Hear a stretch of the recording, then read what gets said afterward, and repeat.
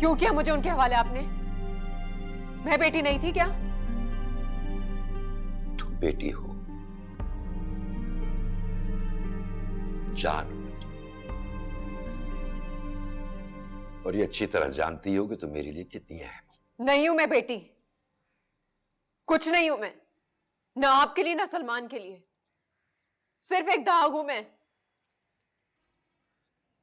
और अगर ऐसा है तो ऐसे ही सही।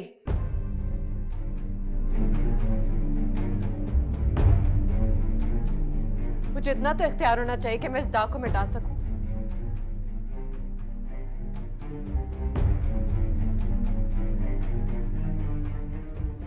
किसी एक को तो मिटना है,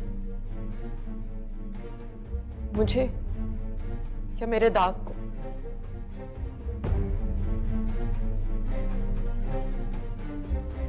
एक बार फिर चॉइस आपकी अब्बा, आप किसे रखना चाहते हैं, मुझे या मेरे दाग?